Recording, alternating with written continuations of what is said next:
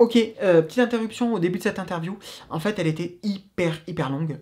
3 heures d'interview, je trouvais que ça faisait un peu long pour ingurgiter tout ça. Surtout que ce sont des thèmes, vous allez voir, qu'on n'a pas trop l'habitude d'aborder, que ce soit sur cette chaîne, mais même globalement en fait sur Internet et même dans les stages, c'est des thèmes qu'on retrouve assez peu. Et voilà, et si ce thème, et si vous voulez plus de contenu comme ça, ou même si le fait qu'on en parle ça vous plaise, n'hésitez pas à liker et commenter. Deuxième chose, au moment où sort cette vidéo, la semaine prochaine, Dany sera présent pour un stage de double thérapylone dans le 33 à Socats. Donc il y aura beaucoup de monde. Il n'y aura pas que Dany, hein, il y aura les Grand Masters, il y aura également beaucoup d'enseignants. On est déjà une soixantaine d'inscrits, je crois, de tête.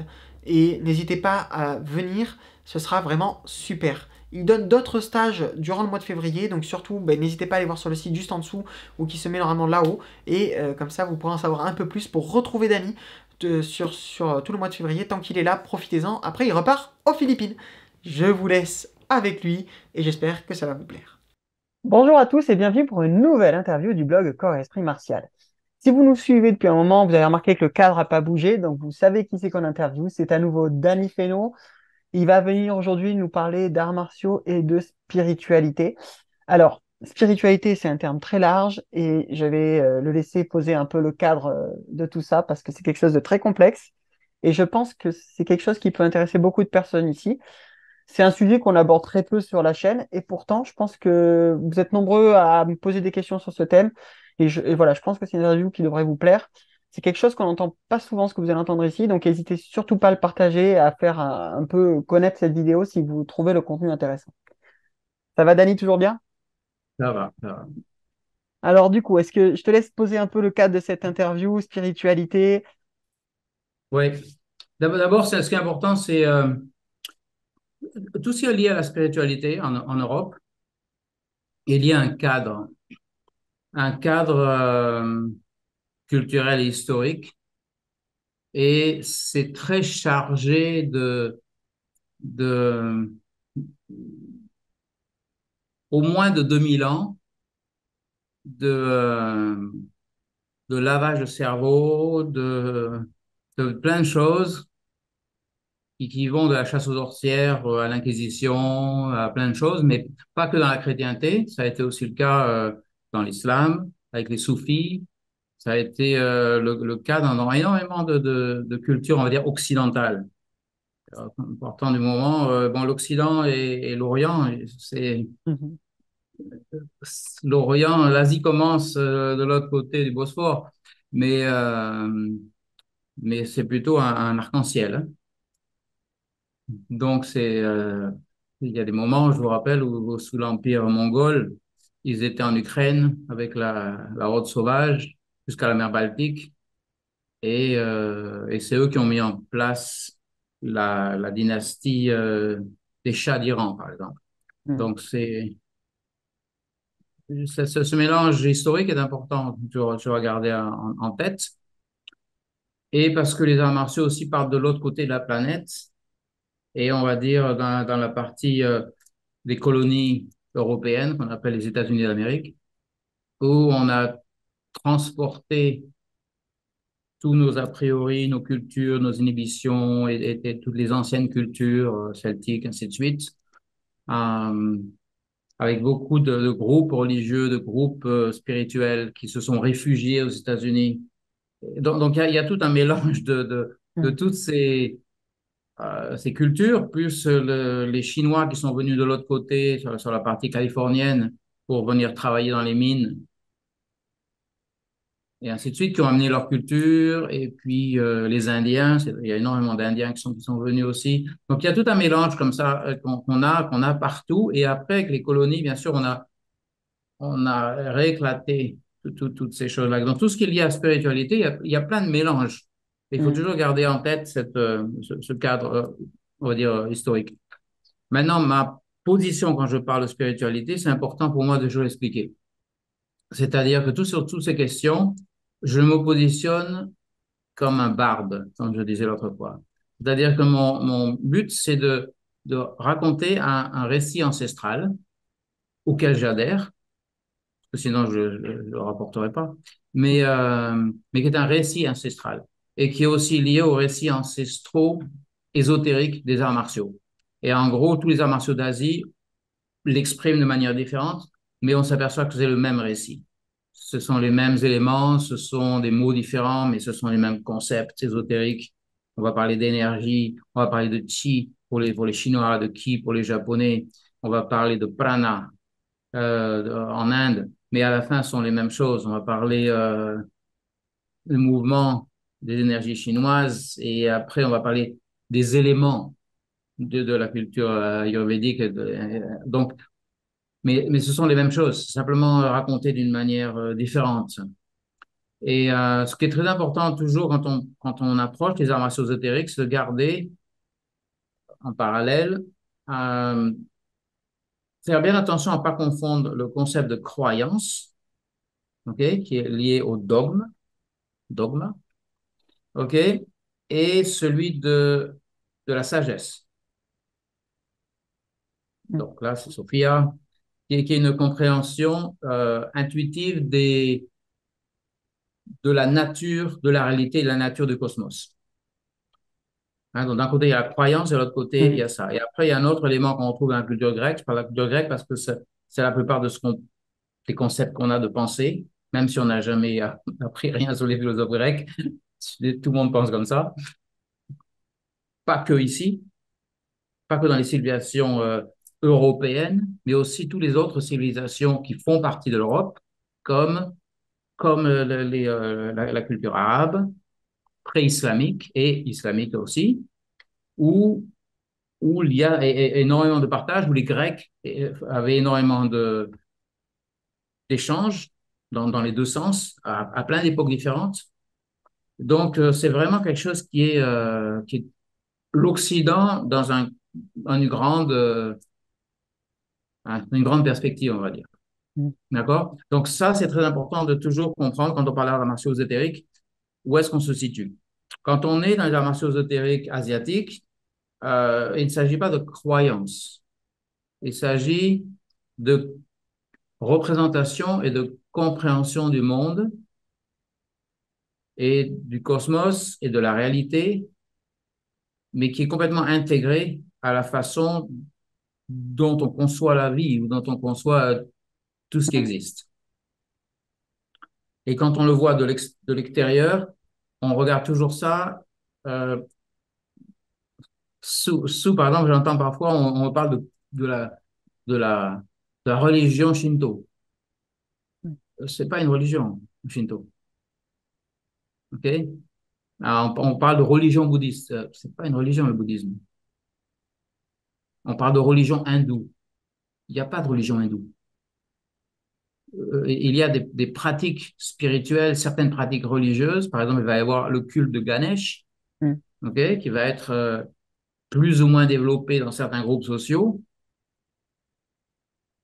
Et il y va y avoir des choses qui sont du cas de la religion parce que c'est religere en latin, donc je veux dire rassembler. Ce sont Mm. seulement des gens qui se rassemblent pour faire la même chose. C'est l'étymologie du mot religion. Et dans ce sens-là, oui. Dans le sens, mais par exemple, la notion de Dieu, elle n'est pas forcément intégrée. Il va y avoir, par exemple, dans le Shinto, il n'y a pas de Dieu, il y a des dieux. Nous, on le traduit par des dieux, mais Mm. dans le Shinto, ce ne sont pas des dieux, ce sont des êtres célestes, sky people en anglais. Donc, ce sont des hommes des étoiles, des gens des étoiles et des esprits de la terre. Et donc il y a une espèce de mélange d'animisme et de récit ancestral qui parle de l'espace. Mm. Ça, c'est pour le Shinto. Mais dans le bouddhisme, par exemple, il n'y a aucune notion de Dieu. Dans l'enseignement du Bouddha, c'est Sakyamuni et les Bouddhas précédents, ils font toujours la différence en train de dire non, il y a pas de notion de Dieu, en fait. C'est une pratique spirituelle. En gros, Sakyamuni, il dit il a tout essayé avant de faire sa doctrine. Et puis, pour arriver à un non-sens, il a dit, bah, de toute façon, soit je comprends pas ce que c'est Dieu, soit l'homme n'a pas la compétence d'avoir cette abstraction. Donc, on le met de côté et ça s'appelle le cosmos. Mais c'est la même chose que je fais un peu de philosophie, je suis désolé, mais à l'emporte-pièce, mais c'est pour placer les choses. C'est la Mm. même chose que en Grèce, quand on va parler de théos, d'accord, où c'est la représentation d'une divinité dans le cosmos, Mm. mais dans sa notion de cosmos. OK? Donc, c'est très important de bien remercier ça. Donc, quand on va parler de spiritualité dans le cadre des arts martiaux, il faut vraiment rester dans cette notion-là. Ça va, j'ai pas été trop compliqué dans ce que j'ai fait Non, non, c'est très bien. Donc, un brossage pour vraiment voir comment on doit se comporter. Parce que, vu de l'extérieur, il faut savoir que l'image qu'on en a des traditions mystiques de l'Asie, on va dire, de l'Orient, on disait à l'époque, ça nous vient de 1880, 1870, ainsi de suite, et ça vient plus tard, aussi des débuts du 1920, quelque chose comme ça, où il va y avoir beaucoup de philosophes ou de mystiques, qu'on va appeler des mystiques, qui ont intégré des notions, beaucoup de l'Inde, avec des pensées des gnostiques ou la tradition hermétique, ainsi de suite.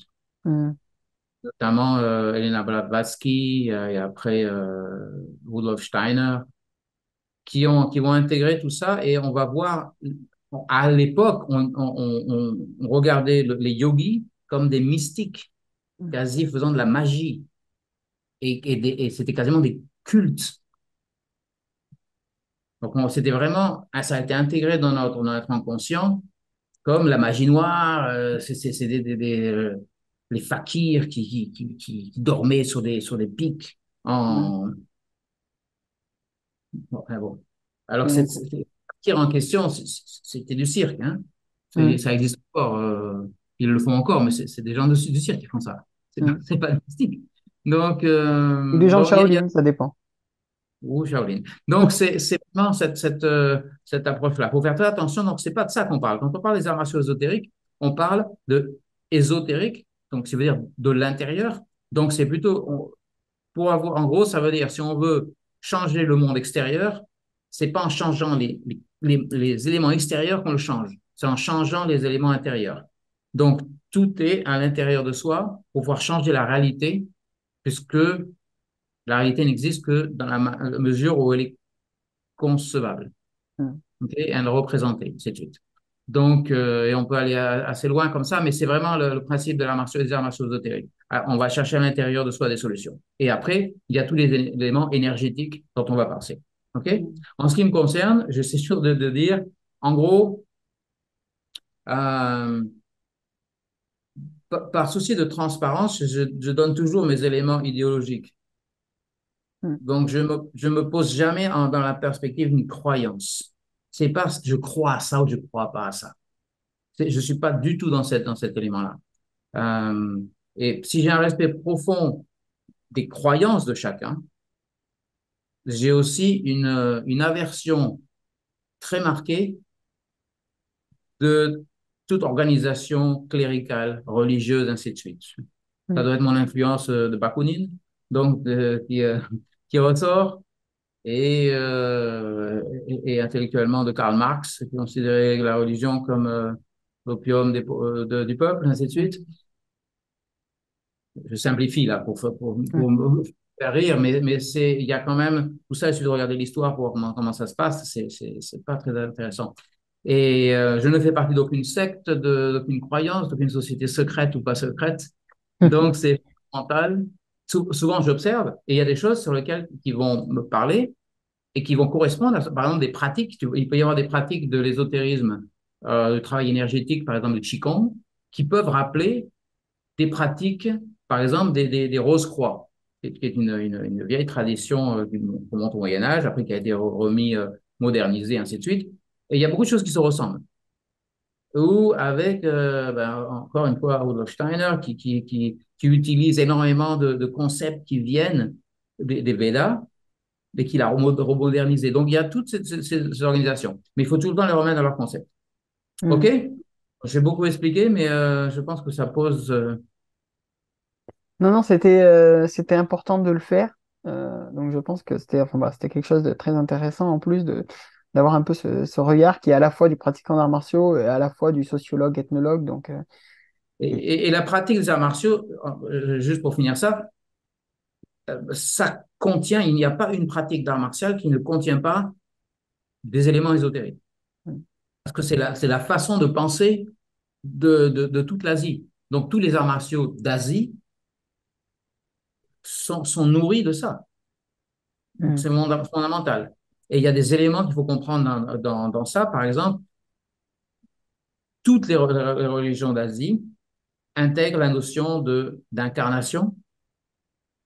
Okay, je vous rappelle que la notion d'incarnation fait partie de la chrétienté, de l'enseignement chrétien, jusqu'à 365 après Jésus-Christ.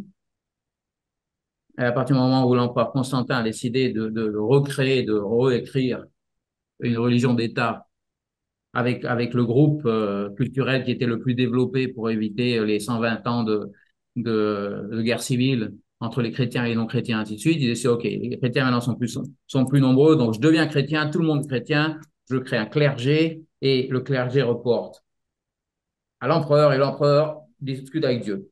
Hmm. En gros, c'est établi comme ça, il est peinard. Hmm. Euh, donc la notion d'incarnation qui aujourd'hui n'existe que dans certaines, on va dire, nouvelles églises chrétiennes, ainsi de suite, et par exemple dans l'islam aussi, avec les soufis, qui le disent sans le dire, mais parce que forcément, c'est contre l'enseignement des prophètes, mais enfin, l'enseignement écrit des prophètes après. Et bon, les soufis ont une approche de ça. Donc, par contre, en Asie, ces notions d'incarnation, ces notions d'énergie sont parties de la représentation quotidienne. C'est-à-dire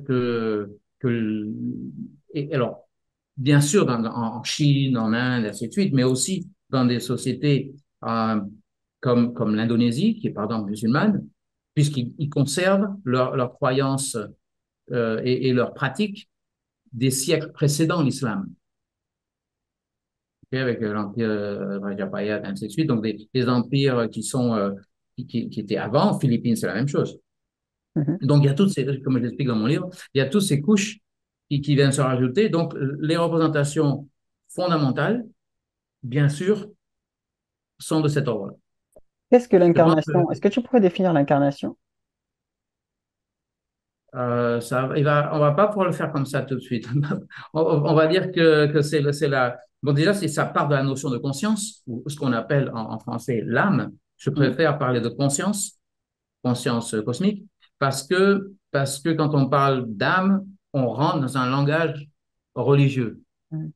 Et comme je veux m'extraire de ce langage religieux, parce qu'il y a trop de choses associées, je préfère parler de conscience. Donc, on va dire cette conscience, c'est en Asie, dans la tradition des arts martiaux, on va dire on considère que on n'est pas un corps avec un esprit, on est une conscience incarnée dans un corps. On n'a pas un corps, on utilise un corps. Hmm. On n'est pas corporel, on est une conscience incarnée dans un corps. Et cette conscience, ça rejoint beaucoup de différentes croyances, même en Europe, à la Mazda, et ainsi de suite, et où on va avoir donc une réincarnation, c'est-à-dire que cette conscience, elle est éternelle, et, et bien sûr le corps est mortel, mais à partir de là, à la fin de cette vie, la conscience continue, simplement le corps meurt, et donc cette conscience se réincarne ou non.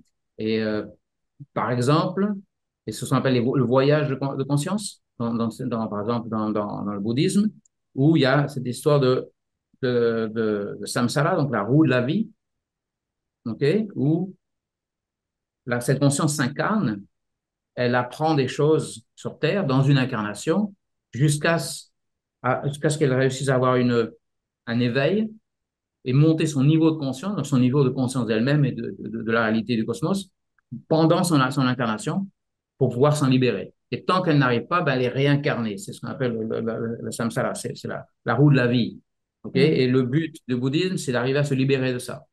Donc, de devenir un être éveillé, un Bouddha, ce qui permet à ce moment-là de décider de sortir de ce cycle de réincarnation et puis de vivre sous sa forme cosmique, on va dire, ou de se réincarner en décidant de se réincarner pour aider les autres. Ça s'appelle un bodhisattva. De ce bodhisattva, leur but, c'est d'enseigner aux autres, en fait. Mm. D'aider les autres à avoir un niveau de conscience et un niveau de, de réalisation dans leur vie. Ça, c'est la partie bouddhisme. Parce que en Inde et dans les Védas et les Puranas, et ainsi de suite, donc les vieux livres anciens, il y a aussi différentes visions, mais on est encore dans le principe d'une âme qui s'incarne et qui se réincarne, ainsi de suite. Mm. OK? Oui. Simplement, la différence, c'est que cette âme, le but de cette âme, c'est de se réincarner pour rejoindre la source, ce qu'on appelle la source, c'est-à-dire qui est le divin. Mm. Donc, certains pourront appeler ça, bon, c'est Brahma, mais pour les Indiens, mais c'est pas une personne, c'est un état. OK? Mm. Brahman. Le Brahma, c'est un dieu, mais qui est pareil, c'est un visiteur des étoiles, un sky people. Donc, lui, il est incarné sur Terre, mais simplement, il a c'est un avatar de la Mm. conscience divine, mais c'est pas Dieu. Mm. Krishna, ça en est un autre. Mm. Ce sont des mortels. Mm. Ils vivent plus longtemps que les autres, mais à la fin, Krishna, il se fait tuer dans une bataille, hein. Mm. D'ailleurs, Zeus, le fameux Zeus, Mm. Ça il fait se tuer. fait tuer dans une bataille, je vous Oui, rappelle. oui. Donc, il n'est pas immortel, hein. Donc, il y a la différence entre l'immortalité et éternelle. Donc, on va dire que la conscience est éternelle. Mm. J'ai été simple là. Oui, très simple. Et ça m'a fait penser à des questions. Dans les arts martiaux japonais, alors c'est ceux que je connais le mieux, donc c'est ceux que je cite le plus souvent, Oui, mais on utilise souvent des termes tirés du zen et du bouddhisme pour parler de certains états de conscience, le mushin. Et moi, il y a une question qui, en lisant quelques livres sur le bouddhisme, qui m'est venue, c'est est-ce que on peut atteindre le seishin, donc l'esprit éveillé, à ton avis, selon les arts martiaux, grâce aux arts martiaux, l'éveil? il y a plusieurs états d'éveil en fait. Mm, Et ça dépend ce qu'on veut faire. Euh, Beaucoup de modalités peuvent être utilisées. Ce dont tu parles, c'est une des traditions, qui est la tradition zen. Mais le zen, ce qu'on appelle en Chine le Chan, ce n'est une modalité. Ok. Il y a d'autres traditions du bouddhisme qui sont plus ésotériques, ok, qui sont comme la secte Shingon, ainsi de suite, donc qui sont plus ésotériques, ou certaines autres formes, notamment dans le bouddhisme tibétain, le bouddhisme tantrique, etc. Donc, il y a plein de formes différentes. Ce qui est important de se rappeler, c'est que ce sont des modalités. Donc, tout peut être utilisé. mm, Dans le zen, la modalité, c'est s'asseoir. Le zen, c'est s'asseoir. mm. Fin. Tout à fait. Donc, OK, et à partir de là, autre chose. Après, il y a des pratiques ésotériques, mais sont ce que j'aime appeler des modalités. Donc, toutes ces modalités peuvent être utilisées et les arts martiaux sont une des modalités, comme la méditation, comme le yoga. Pourquoi est-ce que tu pratiques aujourd'hui les arts martiaux? Quel est ton but? C'est une habitude. Donc, une habitude, ça veut dire que c'est une modalité dont la forme et l'objectif évoluent, mais, mais dont je me sers en permanence. Parce que c'est une modalité de transformation pour moi. Donc, il y a des moments, je suis passé d'une forme à l'autre. Et forcément, en changeant de forme, de perspective, ainsi de suite, j'ai appris d'autres choses.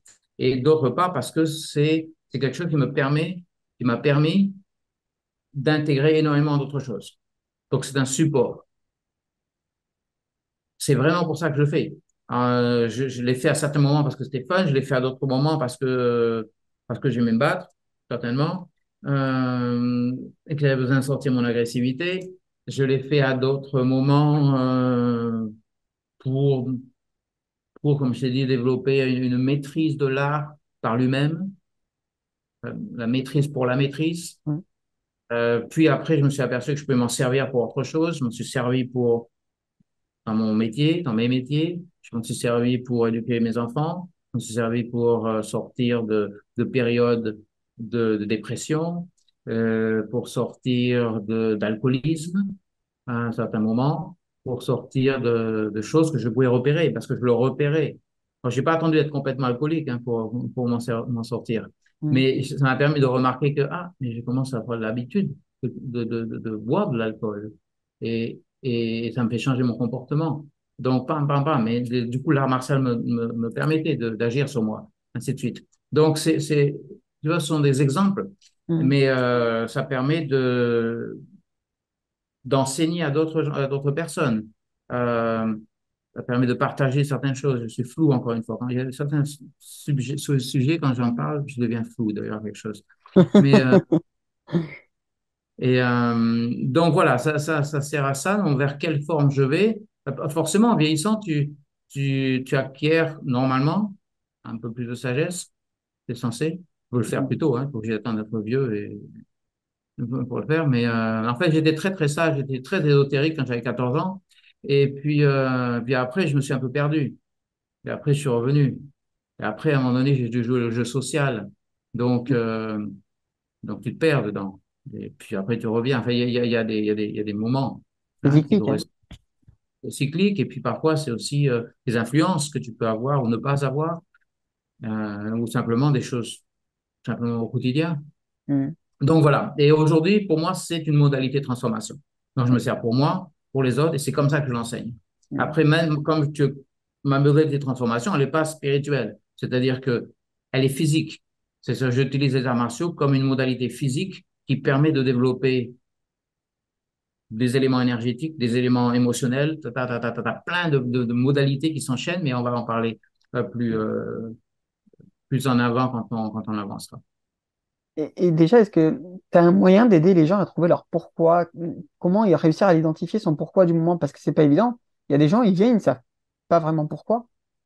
Oui, et mais alors c'est le pourquoi. Et s'ils viennent, voilà. Si on pousse la porte de n'importe quoi, Mm. quelque pratique, mais il n'y a jamais n'importe quoi. Mm. En plus ça va, plus on apprend à reconnaître les synchronicités. Ok. Si on pousse la porte, il y a une raison. Donc ça veut dire il faut trouver le fil rouge pour voir. Si on reste dans la pratique, c'est qu'on en a encore besoin. Même si parfois on ne sait pas pourquoi. Donc là, il faut trouver le manque. Quel est le manque qui fait que j'ai un besoin? C'est toujours pareil, hein. Je fais Mm. une pratique, c'est que j'ai un besoin. Je dois trouver ce manque. Donc ça, c'est le deuxième étape. Et si on persiste, c'est qu'on y trouve une satisfaction. Donc, dans ce cas-là, il faut identifier qu'est-ce que ça nous a apporté et il faut trouver la prochaine étape. OK? Ces trois choses dont je viens de parler, ce sont des pourquoi qui restent dans la sphère de la conscience sociale. Tu comprends ce que je veux dire? Oui. OK. Donc, on est encore dans la sphère sociale, hein, on est dans ce niveau de conscience. Mm. Euh, Après, il y a un autre pourquoi. C'est la raison consciente, d'accord, en rapport avec la raison inconsciente. Et là, on est de la psychologie. Donc là, ça veut dire qu'il y a un déséquilibre, mais psychologique. Grave ou pas grave, docteur, hein. Mais, mais c'est toujours comme ça. Donc, ça peut être il y aura plein de raisons, mais on est dans cette raison consciente, OK? Est-ce que par Ensuite, il y exemple, a là, est-ce que ça pourrait être, par exemple, la peur, une raison psychologique, j'ai peur, la peur, c'est une conséquence. d'accord. La peur, enfin, la peur, c'est pas la peur elle-même, c'est un schéma de comportement qui est basé sur, enfin, qui est dépendant de la peur, en fait. Hmm, Plutôt que de dire la peur, je dirais de la survie. hmm, ok. OK? Donc, c'est enraciné dans tous les réflexes de survie. En gros, on a le choix entre tant qu'on est dans la grotte, Hmm, on est protégé. Quand on va dehors pour chasser les bisons, on peut se faire choper par un truc avec les grandes dents, là. OK? dans le sabre. Un cyber tooth. Euh, donc là, on est dans la survie où Hmm, on est dans cette genre de réalité. Une autre raison, c'est, donc là, on vient de passer besoin, hein, hmm, psychologique ou non. Une autre raison pourrait être euh, d'origine karmique. Donc là, on rentre dans le karma. hmm, Le karma, ça veut dire, encore une fois, c'est pas une question de j'y crois pas. C'est une question de, je me pose une question, je te dis, voici les choses que tu peux hmm, regarder, bien sûr. qui pourraient être une appréciation de la réalité, une perspective, tout au moins. Donc, dans la raison karmique, ça veut dire quoi? Ça veut dire que c'est la loi des conséquences. La loi des conséquences, faut pas aller chercher loin. Je bois 3 litres d'eau, je vais faire pipi. C'est le karma. C'est la loi des conséquences. OK? Je me comporte très mal avec les autres, il se passe des choses mal dans ma vie. Oui, c'est une loi de conséquence parce que du coup, on se met dans une dynamique négative qui forcément va créer un comportement avec les autres et avec soi-même qui fait qu'on crée les conditions d'avoir une vie chaotique. Il y a pas besoin d'avoir quelqu'un qui te punit. Donc, on doit sortir du dualisme, on va dire, des bibliques et des traditions abrahamiques, puisque là, on n'est pas dans la punition, c'est la loi, c'est le karma, c'est les conséquences, c'est la loi des conséquences. OK? C'est ce qu'on voit dans la croix bouddhiste, qui est le contraire de la croix gamienne. Hmm, Donc, c'est ça, c'est ce karma, c'est ce qui se passe. Donc là, comment on fait pour s'en sortir? Ben, ça peut être un des problèmes de la petite enfance, par exemple. C'est par exemple tous ces comportements complètement fous de certains parents qui martyrisent leurs enfants parce qu'ils ont été martyrisés enfants et qui ne s'en rappellent pas parce que leur inconscient les a cachés, des petites filles qui se sont fait violer par leurs parents depuis qu'elles ont 6 ans et qui, quand elles sont adultes, se comportent abominablement, mais sans en avoir même conscience, puisque forcément, pour se protéger, pour survivre de ces horreurs, eh ben, l'inconscient a dû se mettre en voile. Hein. Donc, hmm, les gens qui travaillent dans la police ont plein de cas comme ça qu'ils doivent gérer, c'est terrible, les psychanalystes aussi. Bon, voilà, ça peut être un cas, bien sûr, c'est abominable ce dont je parle, mais c'est juste pour marquer, pour comprendre ce que ça voudrait dire. Donc là, ces conséquences, ces lois de conséquences sont très fortes, hmm, forcément, parce que c'est l'enfance, mais ça pourrait être aussi ce dont on parle, qui sont dans cette logique-là, ce sont les mémoires, les mémoires ancestrales qui sont passées de génération à génération, de traumatisme qui se passe sur une génération et qui est conservé comme mémoire dans les générations suivantes. hmm, Donc ça, pareil, ça rentre dans la génétique, comme d'autres mémoires, comme l'obésité, dont on parlait, ou des choses comme ça. Euh, voilà. Ça ne veut pas dire qu'on ne peut pas travailler dessus. Ça reste dans le karma. Et si on le regarde d'une manière plus, euh, plus ouverte, en imaginant la possibilité d'une réincarnation, ok. Dans ce cas-là, ça voudrait dire, ben, par exemple, c'est ce que font certains hypnothérapeutes qui vont faire de l'hypnose profonde, c'est-à-dire dans les zones θ, les ondes cérébrales θ, donc c'est très, très, très profond. hmm, Et faut savoir que, par exemple, Freud, Jung, ainsi de suite, ils travaillent que dans delta. Delta, c'est ce qu'on arrive c'est ce qu'on a quand on est en méditation profonde. Mm. C'est pas profond, profond, profond. Theta, c'est différent. Il y a zéro contrôle de la conscience, hein. Mm. L'hypnose profonde. Là, ils font des retours de vie précédente, de choses comme ça, qu'on peut interpréter comme on veut. Ça peut être, on peut dire, ben moi, je crois pas, je suis pas dans la croyance, moi, mais certaines personnes pourraient dire, je ne crois pas à ça, donc c'est forcément des mémoires de quelque chose, bla, bla, bla, bla. Ou ça pourrait te dire, ah ben non, mais ça, c'est dans la, ah, mais c'est la conscience collective. Mais la conscience collective, déjà, il faudrait définir ce que c'est que la conscience collective. C'est Jung qui a commencé à parler de conscience collective, mais il n'a jamais su expliquer parce que son éducation ne lui permettait pas d'envisager ça. Mm. Donc, puis c'est pas à l'époque non plus. Donc, je me perds là ou non? Non. Non. D'accord? Donc là, on est dans la raison karmique du pourquoi. OK? Donc là, ça peut être ça. Pourquoi je fais des arts martiaux? Pourquoi est-ce que j'ai besoin de faire des arts martiaux? Ou pourquoi est-ce que j'ai décidé de faire martiaux? À quoi ça va me servir? Mm. Ou pourquoi qu'est-ce que je fais dans ma vie? Parce que quelque part, quand tu fais des arts martiaux, au bout d'un moment, ça se retourne toujours en qu'est-ce que je veux faire après? Qu'est-ce que je veux en faire? Et ça finit toujours par qu'est-ce que je fais de ma vie? Ça revient toujours, ça nous transforme. Les gens qui font des arts martiaux depuis longtemps le savent. Ça nous transforme malgré nous. Mm. C'est-à-dire que ça nous fait changer de perspective sur beaucoup de choses, quasiment inconsciemment, juste par la pratique, et non pas parce qu'on nous dit. Mm. C'est la pratique qui fait ça. OK? Ensuite, on peut arriver j'essaie d'aller un peu plus loin, on va dans la raison de la conscience supérieure. Ça veut dire quoi? Ça veut dire on reprend notre idée de conscience cosmique, Mm. OK, ou d'âme, ou c'est ce qu'on peut dire comme on veut. Et là, on dit, OK, donc cette forme énergétique, on pourra discuter après ce que c'est l'âme, d'un point de vue de la masse ésotérique ou la conscience. Euh, donc, la conscience supérieure répond à la question, qu'est-ce que je suis venu faire dans cette vie? Ok, donc là, c'est plus là, qu'est-ce que je fais des arts martiaux, c'est qu'est-ce que je suis venu faire dans cette vie. Donc, les arts martiaux me permettent de prendre conscience de ça. OK? Maintenant, dans une optique religieuse, ça pourrait être, nous sommes dans la perspective de la réalité de la croyance. Donc là, ça va être, qu'est-ce que je pense que euh, Dieu ou les dieux ou les esprits, si on est en Afrique, sont, ou le grand Manitou, hein, dans un endroit, m'a amené sur Terre pour faire, ou quelque chose comme ça. OK?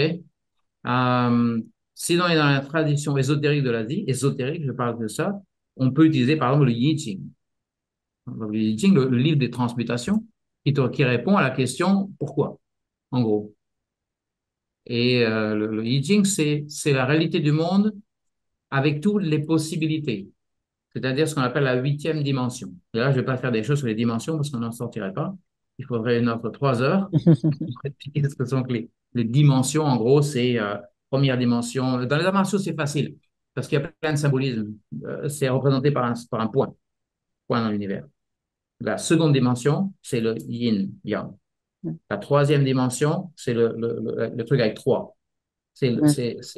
Il y a le mouvement, c'est-à-dire il y a eu les deux dimensions, du temps Mm. et de l'espace, et il y a la perspective de la conscience du temps et de l'espace. Ce Mm. qui donne un mouvement, on appelle ça l'entropie, donc le chaos de la création. Mm. OK, puis on arrive à 4, 5, de la conscience, et 6, c'est la compréhension de l'ensemble avec toutes les possibilités universelles. C'est ce qu'on appelle le Pakwa. OK? Donc, on est Ok. vraiment des arts martiaux. Quand je parle d'arts martiaux ésotériques, je ne parle pas de choses. Mm. Mon prof de Pakwa me disait toujours que c'était un maître de Pakwa. Me disait toujours qu'en fait, le mouvement, c'était un mouvement de marche autour des étoiles. Et il fallait vraiment, ce qui était important, c'était de visualiser ça. Le reste, ça ne servait à rien. Donc, la forme du corps ne servait à rien. Il fallait marcher sur le ciel des étoiles. Mais il faut y arriver petit à petit, hein. Je ne vais pas le faire tout de suite, mais donc, et si on se le replace dans la tradition chamanique, ce pourquoi, Mm. ben, c'est se connecter avec les esprits ou la nature pour trouver les signes à interpréter et à déchiffrer. en gros. Donc, c'est ce qui va se passer dans des pratiquants, par exemple, d'arts martiaux en Indonésie. C'est très chamanique, c'est très Mm. sorcellerie, c'est très des choses comme ça. Aux Philippines, dans certaines zones, pareil, ou à la jungle de Bornéo. Et là, ce sont des signes à trouver. Et le chaman ne fait qu'interpréter les signes d'esprit ou de la nature qui disent à la personne, voilà, tu dois faire ça, tu dois aller dans cette direction. C'est comme ça que tu dois orienter ta vie. Donc l'art martial, encore une fois, n'est qu'une pratique qui permet Mm. ça. Donc le pourquoi, c'est pas pourquoi je viens aux arts martiaux. Ça, c'était au début, j'ai poussé la porte, gna, gna, gna, gna. Là, on est loin, là, déjà. Mm. OK? Et si on va dans les traditions ésotériques asiatiques et européennes, vraiment ésotériques, on rentre dans la notion de mémoire akashique. Donc, on monte dans la notion de tout ce qui se passe, et on retrouve la tradition grecque de l'oracle de Delphes, c'est comme ça, où on va aller où les derviches tourneurs, ok, où on trouve l'extase dans la pratique pour avoir accès à des dimensions, des perspectives, des compréhensions de la réalité et des mémoires qui sont dans ce qu'on appelle l'akasha. Ok? On appelle Mm. l'éther pour les Grecs et ce qu'on appelle dans Star Wars la force. Star Wars, c'est très facile de comprendre si tu regardes Star Wars.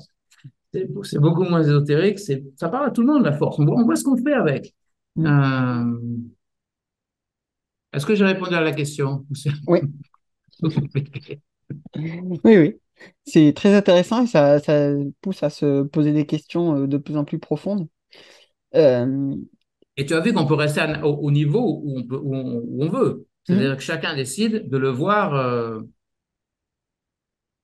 Ça me comment fait, il peut, enfin, ou comme il veut. ça me rappelle un Mais peu mes cours de philosophie où on disait de toute façon, pour trouver la vraie question, il faut se poser 7 fois la question pourquoi, pour trouver le pourquoi. Donc, il y a un peu cette idée-là de toujours, je creuse un peu plus profond et on s'arrête au niveau où on sent qu'on a besoin de travailler, en fait.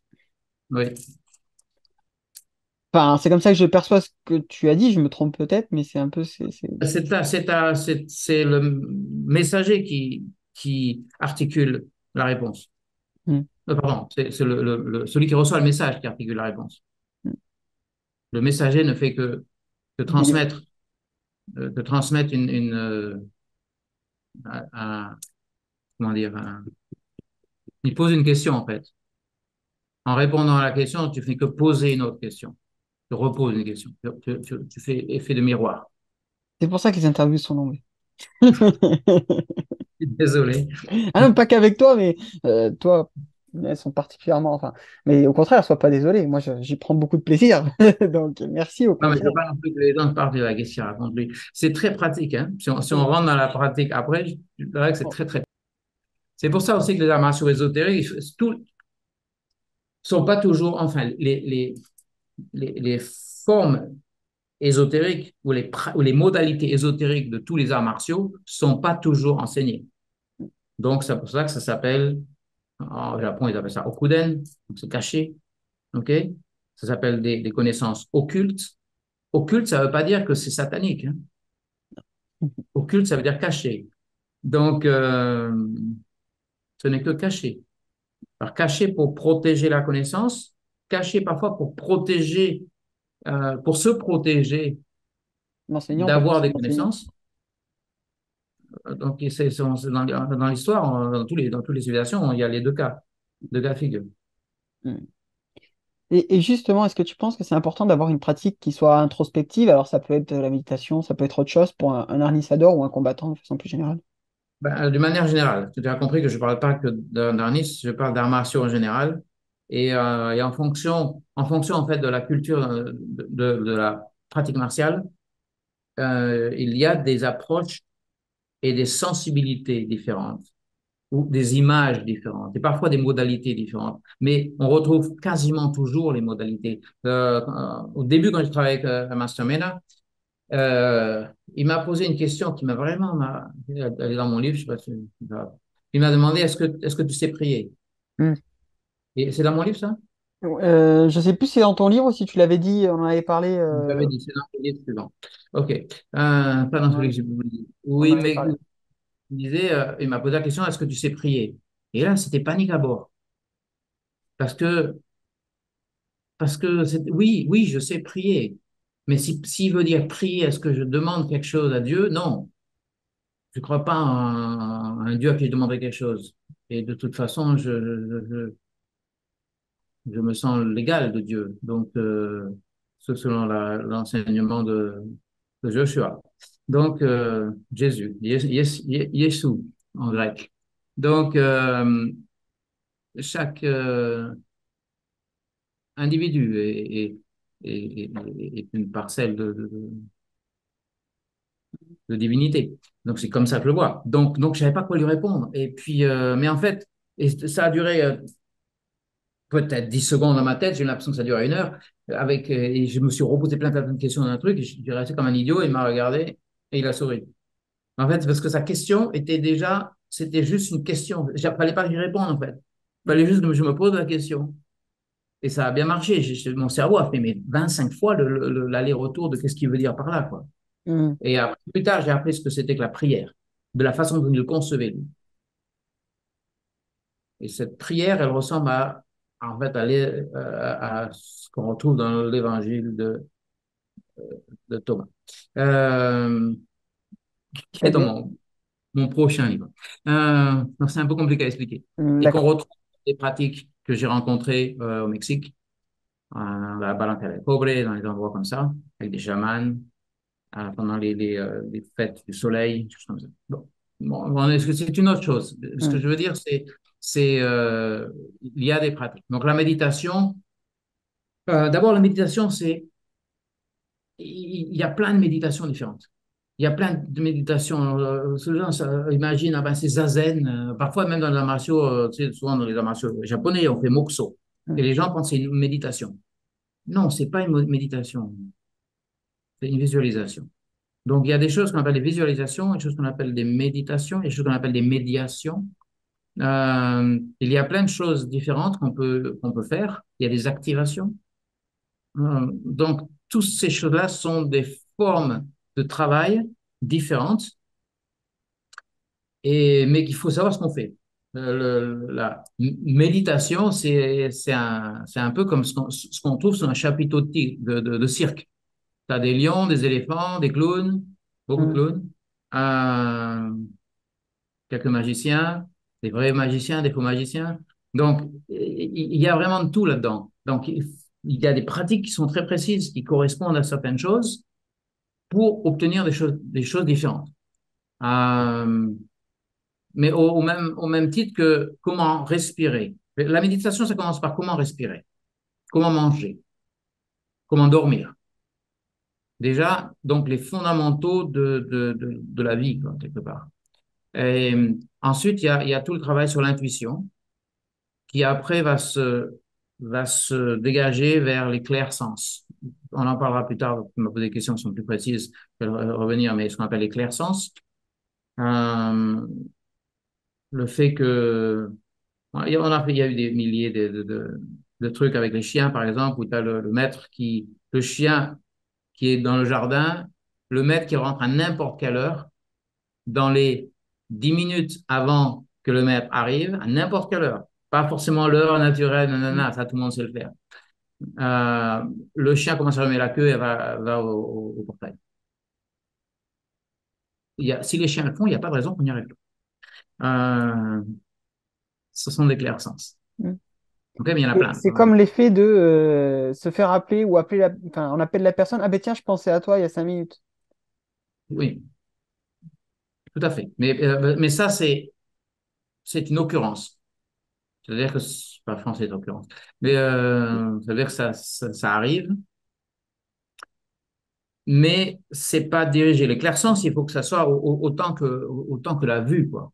Hmm, Et on peut en reparler après.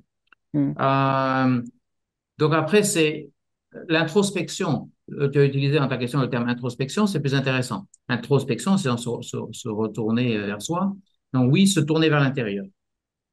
Parce que ça, de toute façon, même intuitivement, ça peut être fait. Ça, c'est une chose qui est simplement regarder à l'intérieur de soi. Après, il faut apprendre à le faire. Là, ce sont les formes. Et il faut savoir ce qu'on y cherche. Donc, il faut voir quand même un petit mode, un mode d'emploi, quelque part. Mm. Tu vois? Voilà, voilà, on a un frigidaire, mais il faut savoir sur quel bouton appuyer.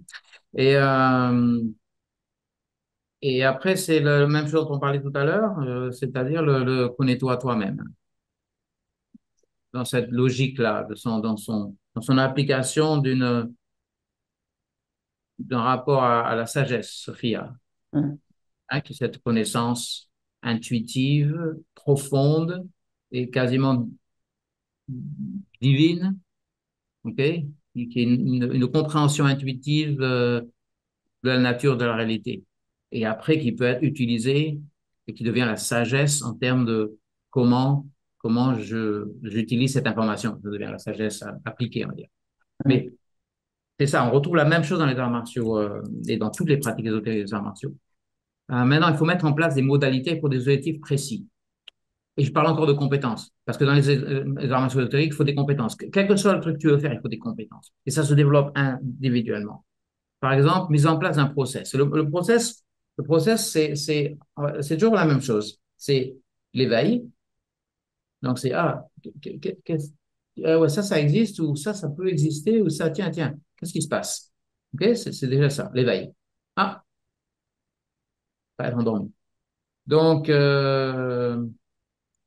ensuite, c'est l'initiation. Après l'éveil vient l'initiation. Donc, il y a une période d'initiation. Ça peut être de la self-initiation. C'est quand même plus facile quand tu as quelqu'un qui t'explique déjà, mais tu peux le découvrir. Mais ça va prendre voilà, passer quelques années dans des grottes dans l'Himalaya. Donc, l'Himalaya, je ne sais pas pourquoi, mais ça a l'air ça paraît toujours plus mystérieux. Donc, après l'initiation, il y a ce qu'on appelle l'activation. Donc, une fois qu'on a été initié à des choses, c'est-à-dire qu'on a compris comment ça fonctionnait, ben, il faut activer. Faut réveiller le schmilblick. Puis après, il y a l'intégration, c'est-à-dire qu'une fois que une compétence, un sens, par exemple, est activé, il faut l'intégrer. OK? Il faut l'intégrer à d'autres parce que ça fonctionne. Je te donne un exemple. Si tu veux voir le futur, il faut deux choses. Je parlerai de Quetzalcoatl après. Donc, si tu veux voir le futur, il te faut. Qu'est-ce qu'il faudrait comme sens pour voir le futur? Tiens, dans les sens connus, que tout le monde connaît, il suffit de regarder euh, Harry Potter, et qu'est-ce qu'il faut pour voir le futur? La boule de cristal, l'a vue? Déjà, il faut voir, hein, donc il faut ce qu'on appelle la clairvoyance, Mm. donc voir clairement. Oui. Et ensuite, Je dirais, avec voir le futur, je dirais Louis. Mais non, le futur, c'est lié à quoi? autant. Mm. Oui. Donc, il faut la maîtrise de la temporalité. Donc, ce sont deux choses qui sont mises ensemble. Alors, je parle beaucoup du temps, mais Mm. c'est fondamental. Donc c'est le côté relatif, c'est-à-dire qu'il faut sortir du temps linéaire et à la limite, c'est un jeu de probabilité. Avec ça, avec la clairvoyance, Mm. plus cette gestion d'une temporalité qui serait non linéaire, Mm.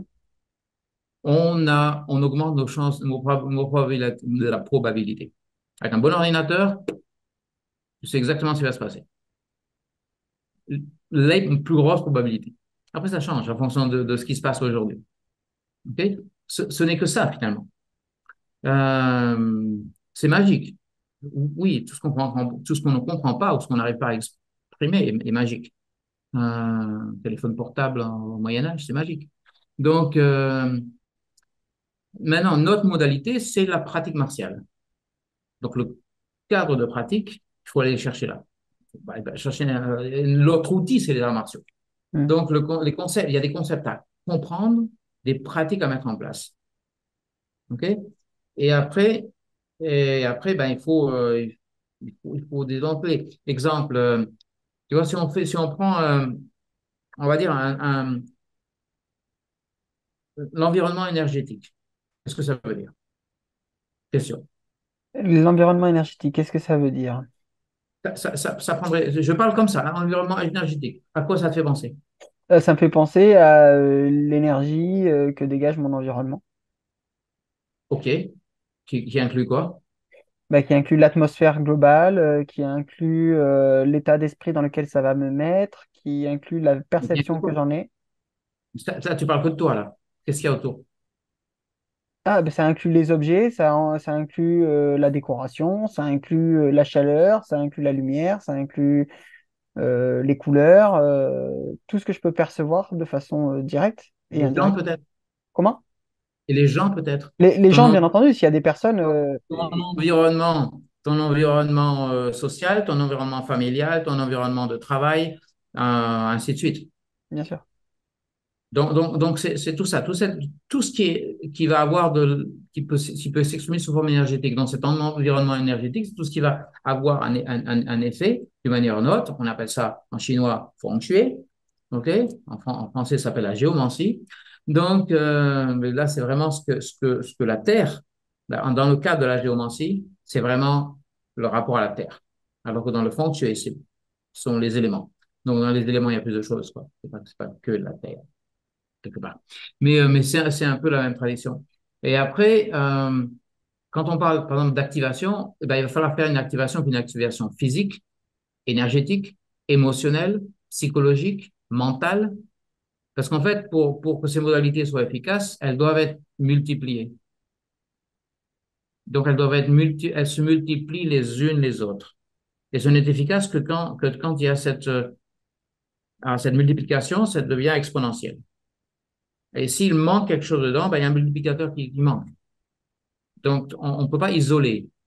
Je reviens à ce que je disais dans la nature holographique de la réalité, ou donc un hologramme, pour ceux qui n'étaient pas là, peut-être à une autre séance, un hologramme, ça veut dire que ce n'est pas une illusion, c'est le contraire d'une illusion.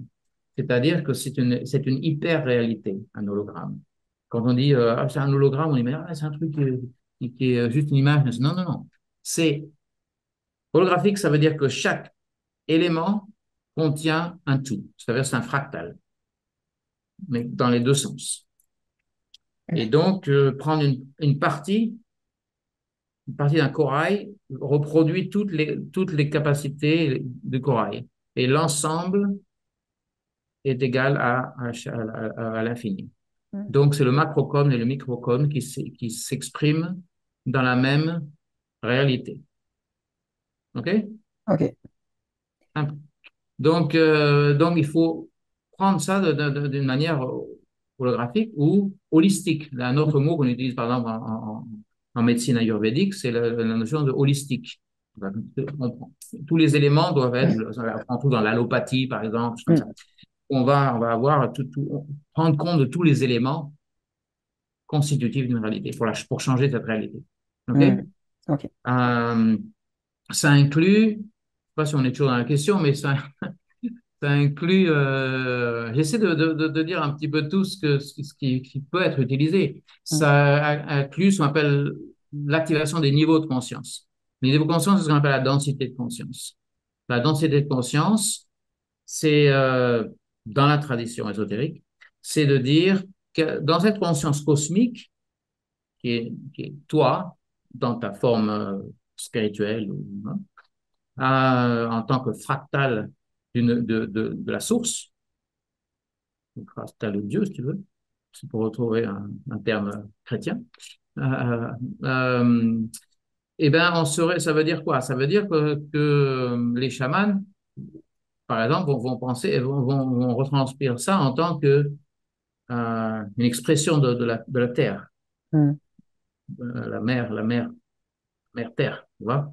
Et donc, on est une expression de la conscience de l'endroit où on vit, la terre. Et Et donc, la densité de conscience, c'est combien de conscience cosmique on est capable d'intégrer dans cette conscience, dans cette enveloppe physique. Donc, Mm. plus il y a de densité de conscience, et par exemple, la méditation, l'éveil, selon la technique bouddhiste qui consiste à passer 50 ans dans une grotte, euh, eh ben, ça veut dire qu'on va essayer de travailler sur soi, les moines, tout ça, de manière intégrer de plus en plus de compréhension de l'univers qui permet d'avoir plus de conscience, gna, gna, gna, gna, gna, gna. Bon, ça, c'est quand même très, très, très basique. Ça dure quand même beaucoup de temps. Et à part Sakyamuni, qui lui, quand il avait 25 ans, il savait déjà le faire.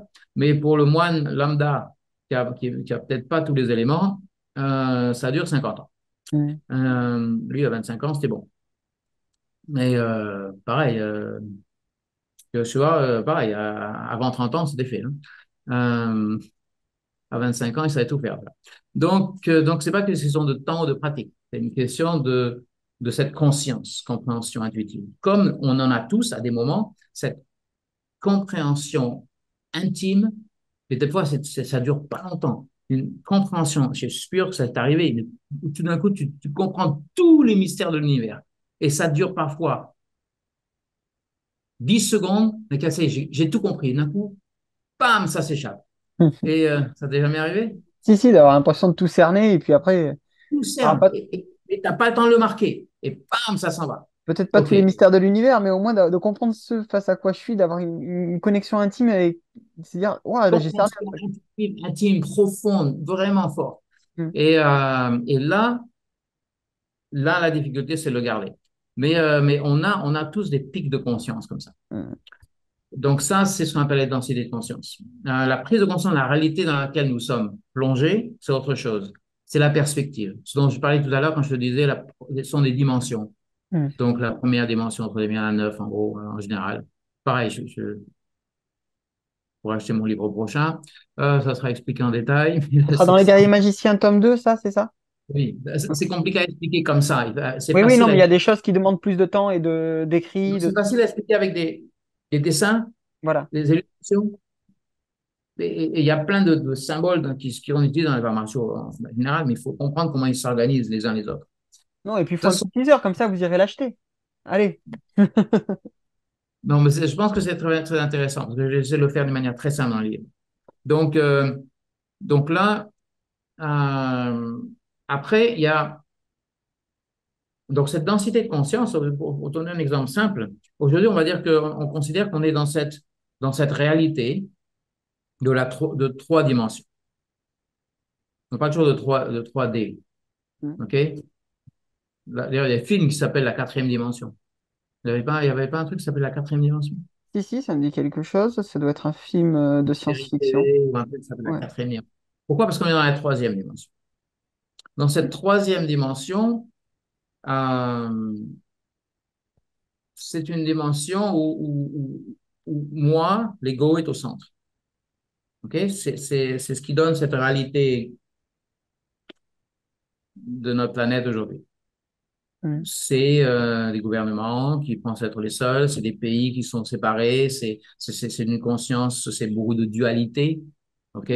Blanc, noir, yin-yang, ainsi de suite. C'est un monde très dualiste, bien, mal, ok? Euh, avec des niveaux de conscience qui sont parfois complètement incohérents.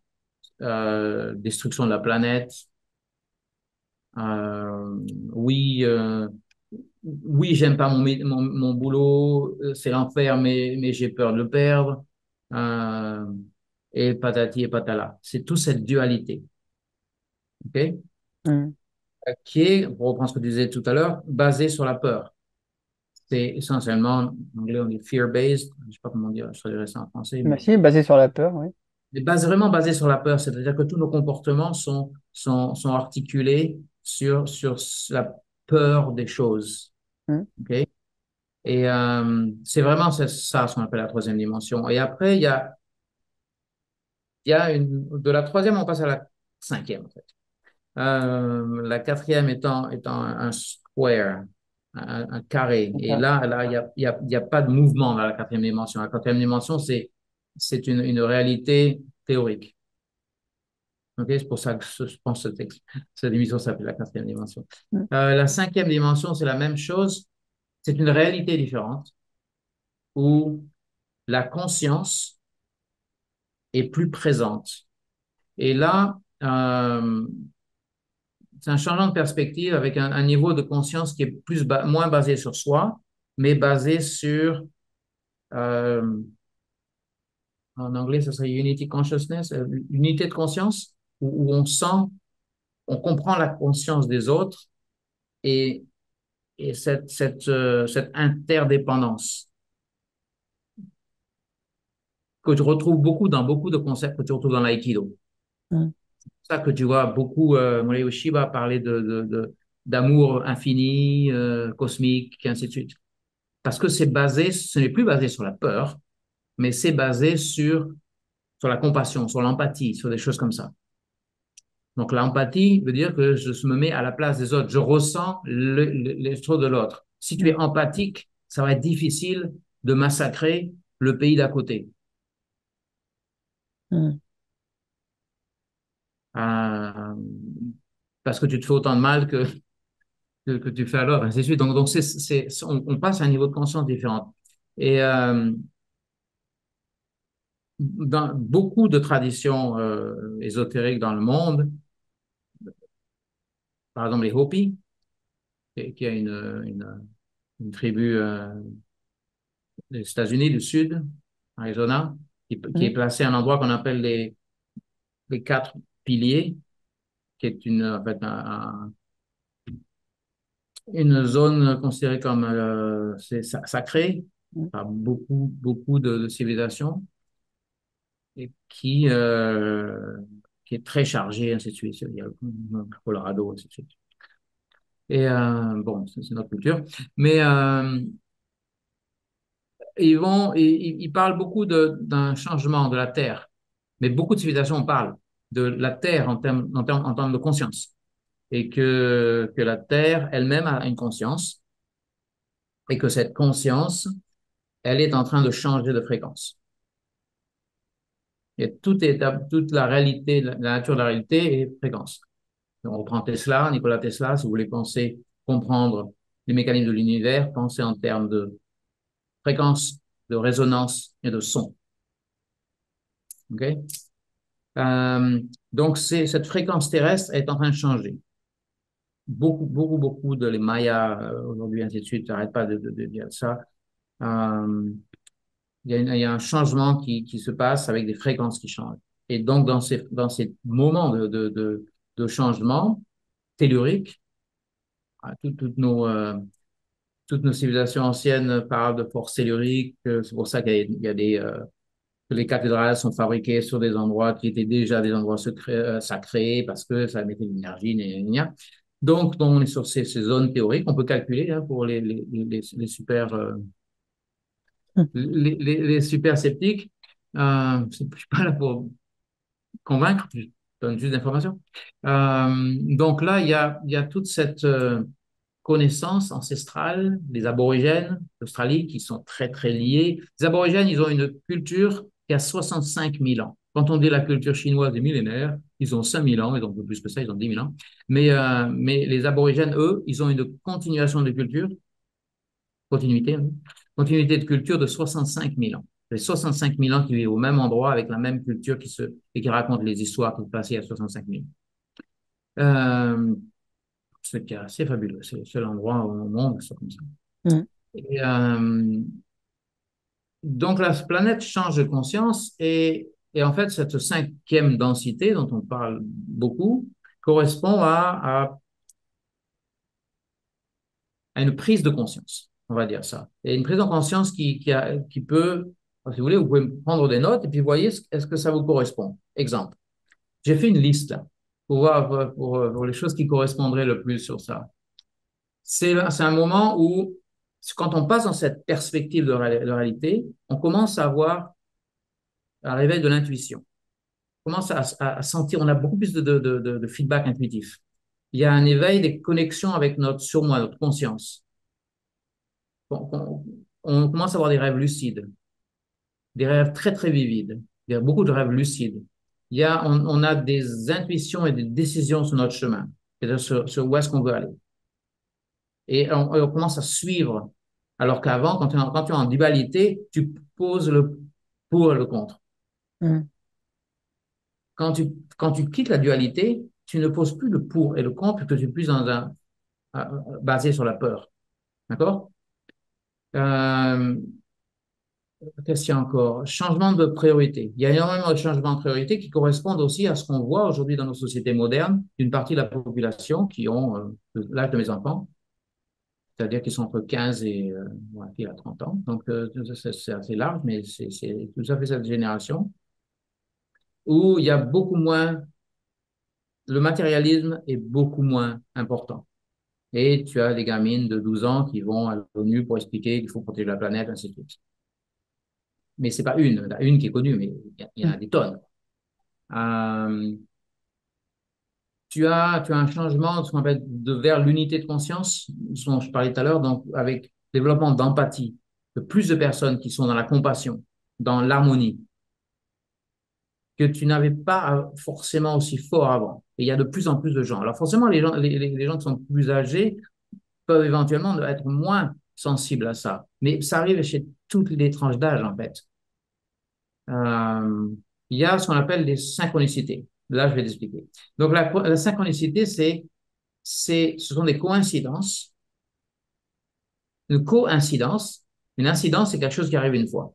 Une coïncidence, c'est quelque chose qui arrive une fois, plusieurs fois et qui a un sens. Et alors, souvent, on imagine les coïncidences comme étant quelque chose qui n'a pas de sens. Une coïncidence qui a un sens, c'est une synchronicité. Tu vas rencontrer des personnes qui te font faire des choses et tu vas en même temps, comme par hasard, noter inconsciemment un livre ou quelque chose qui est en rapport avec ce que tu es en train de chercher. Ce sont toutes ces choses qui s'enchaînent parce que notre conscience et beaucoup de notre inconscient, en fait, relève des choses et nous oriente d'une manière beaucoup plus active que ça n'était le cas quand tu es dans cette dualité de conscience fear-based. Okay? Donc ça, c'est ce qu'on appelle la synchronicité. C'est qui s'associe souvent avec une conscience du temps qui est moins linéaire. Et notamment, beaucoup de ce qu'on appelle les déjà-vus, tu as souvent eu des trucs de déjà-vu. Oui. Simplement, ça se reproduit très, très souvent et ça dure beaucoup plus longtemps. C'est-à-dire que là, c'est pas le déjà-vu de une seconde, il se passe quelque chose. Mm. C'est un déjà-vu où tu passes 5 minutes à revoir tout et tu vas dire, là, il va se passer ça. Là, il va se passer ça. Là, il va se passer ça. Donc, c'est ce genre de choses. Les gens qui sont là, si vous en voyez quelques-uns, vous notez, ça vous rentrez dans cette perspective. Alors, ce qui serait naturel, selon le récit ancestral, puisque c'est la Terre elle-même qui fait ça. Vraiment, si on est connecté à la Terre, on est ancré, on va dire. Souvent ça dans les arts martiaux. C'est pour ça que les Chinois, ils embrassent les arbres, tout ça. Ça sert à ça. Donc, un Qigong, beaucoup de choses comme ça. Donc, ça permet de faire ça. Tu veux en avoir d'autres? C'est déjà bien, mais si tu en as d'autres, oui, vas-y. J'en ai d'autres, oui. Euh, dans cette perspective, tu t'aperçois qu'il y a un besoin de transformation. Et on est de plus en plus attiré vers les soins. C'est-à-dire se soigner, soigner les autres. Il y a énormément de choses comme le Reiki, ainsi de suite, qui arrivent. Des gens qui s'intéressent à ça, qui n'ont jamais pensé à ce genre de choses, qui commencent à dire, ah, tiens, tiens, des mecs qui commencent à voir tu sais, les coupeurs de feu, tout ça, ils commencent à être magnétiseurs, ils ne savaient jamais, puis d'un coup, ils commencent à se découvrir des qualités de magnétiseurs sans savoir, alors qu'avant, c'était comme ça. Oh. Et puis là, d'un coup, ben, ah oui, peut-être que, ben, tiens, ça a l'air un peu bizarre et ainsi de suite. Donc, tu as plein de choses comme ça qui se développent. Euh, et il y a un lâcher-prise. C'est parce que ça correspond au moment où ce qu'on appelle un système des chakras, c'est le chakra du cœur, qui, qui prend l'ascendant sur des chakras plus bas, qui sont plus des instincts basiques. Dans les formations, on développe le hara, Mm. donc c'est le deuxième chakra, mais c'est quand même assez basique, quoi. Hein. Donc, c'est de la survie, ainsi de suite. Là, on est passé déjà. On est passé au-delà, ça va faire de la gorge, donc sur la communication. Après, on va remonter sur le Ajna, le troisième œil, et après, spiritualité. Mais là, on est sur le chakra du cœur, la cinquième dimension. OK? Ça, d'autres éléments, c'est le fait de pouvoir manifester les réalités.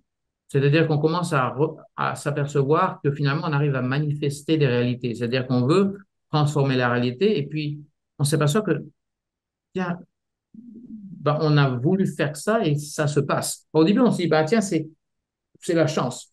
Mais quand ça se développe trop, il y a un moment donné, il faut comprendre ce que c'est qu'une manifestation. Mais ça, je vais expliquer ça à un autre moment. Il y a moins de résistance simplement. Parce que donc, comme on est dans une logique et dans une appréhension de la vie, non pas en dualité et en résistance, mais en intégration, en fait, on met en place inconsciemment, les uns avec les autres, des synchronicités et des coordinations qui font que la réalité change. Et on fait changer la réalité, et ainsi de suite. Il y a plein de choses. Il y a des développements, bien sûr, des clairsens. Il y a aussi un détachement de tous les drames du monde avec une perspective plus, euh, plus extérieure. Et ça finit par le dépassement, bien sûr, des sentiments, des comportements basés sur la peur et la survie. Donc là, on rentre dans la confiance, dans la réalité en harmonie, gna, gna, gna, gna, gna. OK? Donc on est vraiment là c'est ça la cinquième dimension. C'est une perspective de la vie. J'ai été trop compliqué là ou Non, vous voulez non, donner je des comprends tout éléments à de fait ce manière que. que chacun éventuellement dit, ah tiens, ça, je remarque ça, je remarque ça. Ou alors, je remarque rien du tout, il raconte n'importe quoi. C'est pas un problème. Bon, Hop. Euh, et comment on peut se préparer, enfin, se préparer mentalement à affronter la mort? Alors, nous, en tant que pratiquants d'arts martiaux, aujourd'hui en France, on risque pas grand-chose, même si on n'est jamais à l'abri d'eux, hein. Mais par On contre, n'est jamais à l'abri de nous. Ça, c'est clair. Le premier jour où on est, on attrape une maladie, ça s'appelle la mort. Donc, de toute façon, on va, d'une manière ou d'une autre, que ce soit dans les arts martiaux ou pas dans les arts martiaux, il est souvent dit dans les arts martiaux servent pas même les arts martiaux de combat, hein, hmm, n'ont jamais servi à se préparer à mourir. Ça a toujours été toutes les traditions martiales. La nature de la mort dans le combat, la nature du combat, c'est avant tout survivre. Donc, c'est en réalité avec la vie. Par contre, le dépassement, le fait de ne pas avoir peur de la mort et la compréhension de, de qu'est-ce que c'est que la réalité.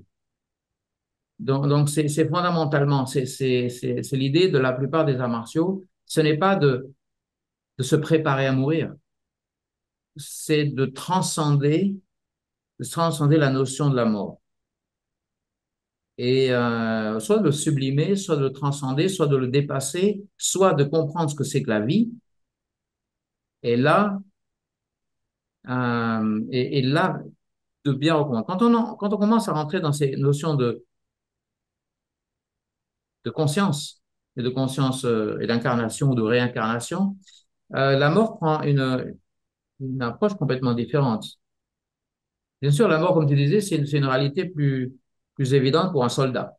hmm, Et un soldat ou un guerrier qu'on balance le truc, il va y être confronté très fort, mais on a tous été confrontés à la mort de proches, à la mort d'amis, à la mort d'un animal qu'on aimait bien, à la peur de sa propre mort, à la peur de notre propre mort.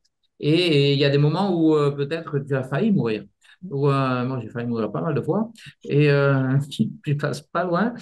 Et c'est un truc, la pratique martiale nous donne l'occasion d'intégrer cette notion d'un point de vue intellectuel, déjà. Parce que on est à des armes, il y a une littérature sur ça, où on démystifie quelque part. Et après, l'idée, c'est de vivre bien et de se préparer à vieillir et préparer à bien mourir avec une modalité qu'on appelle la pratique des arts martiaux, en devenant plus sage et en appréciant les choses plus. Et, euh, hmm, et ce qui consiste à éventuellement inclure la mort dans la vie pour donner plus d'importance à la vie. C'est vraiment, les arts martiaux sont basés sur la vie, non pas sur la mort. hmm, C'est toujours quelque chose qui m'a... En plus, mais c'est très européen, c'est-à-dire c'est affronter la mort. Il n'y a rien à affronter. C'est une réalité. Donc, la question est basée sur affronter la représentation qu'on a de la mort. hmm, C'est cette partie-là. OK? Mais si elle est bercée par la peur de l'inconnu, par exemple, si on imagine quelqu'un comme mon maître, Massamena, la mort, pour lui l'âme est éternelle. Donc, cette vie, ben, c'est la vivre le mieux possible et mourir avec panache.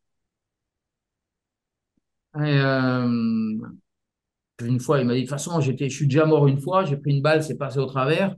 Donc, j'ai senti que j'étais mort et hop, je suis revenu. Et donc après, c'est que du gratis, quoi. C'est du rab, quelque part. Ça, c'était pas son expression, mais ça voulait dire ça. Je sais plus Mm. comment il a dit ça en anglais, mais c'était du rab, en fait.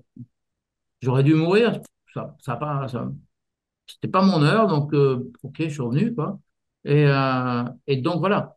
Donc, par contre, si on a une vision où bah, c'est une vie, maintenant, tu vois, alors de deux façons. C'est maintenant une vie, après tu meurs, et après tu es jugé par Saint-Pierre avec les portes, hein, avec les clés, et tu vas à l'enfer, paradis, ou alors tu restes au milieu, et puis c'est la galère de toute façon pendant un moment, ou alors tu es musulman, et là, ben, tu meurs, là tu vas dans un endroit, t'attends des éternités jusqu'au jour dernier où finalement tu es jugé. Donc là, là t'attends longtemps, hein. Et puis, je ne sais pas combien t'attends. Là, les chrétiens, c'est pire, quelque part. C'est parce que tu sens, c'est l'enfer ou le paradis tout de suite, hein. Donc là, je me rappelle, les Égyptiens, au moins, il y avait c'était le livre des morts, en fait. Le livre, on a appelé ça le livre des morts. Mm. Ça s'appelle pas le livre des morts. Ça s'appelle le livre de la vie et de revivre. Donc, c'est le passage à une autre vie. C'est le voyage de la conscience. C'est une autre perspective de la mort tout de suite. Mm. Donc l'art martial, il est basé là-dessus. Maintenant, quand on travaille dans les arts martiaux ésotériques et on a intégré cette notion de conscience, ça change complètement. Et, euh, et après, il y a le fait de passer sous l'optique dogme ou de la gnose. OK? Connaissance, la gnose, la connaissance, qui après est transformée par la connaissance ésotérique et mystique et ainsi de suite, mais c'est la connaissance, c'est seulement ça. La connaissance d'un côté et le dogme de l'autre côté. Croyance et connaissance. Sagesse, peu importe. OK, donc je ne sais pas si j'ai répondu à ta question, mais c'est vraiment ça ce qui est lié avec les arts martiaux. Mais tous les arts martiaux en Asie sont comme ça, mais parce qu'on peut. Après, quand c'est sorti de leur contexte, et le rapport à la mort est très différent dans les cultures. Moi, j'ai vu ici l'oncle de ma femme, qui était infirmier, qui a passé toute sa vie à l'étranger, éduqué en Arabie Saoudite, travaillé pour des hôpitaux, ainsi de suite. Qu'à un moment donné, il a eu un cancer, ainsi de suite. Il est venu se soigner un peu ici. Puis, au bout d'un moment, il a dit non, j'ai pas d'enfant, j'ai pas envie de souffrir, et j'ai pas envie de dépenser d'argent. Donc, ce que je vais faire, je vais attendre. Je veux pas me soigner. Je vais aller à la maison, j'attends de mourir, et puis ça va durer quelques mois, ça devrait aller. Et puis comme ça, ben, tout l'argent qui reste, je le partage avec mes neveux.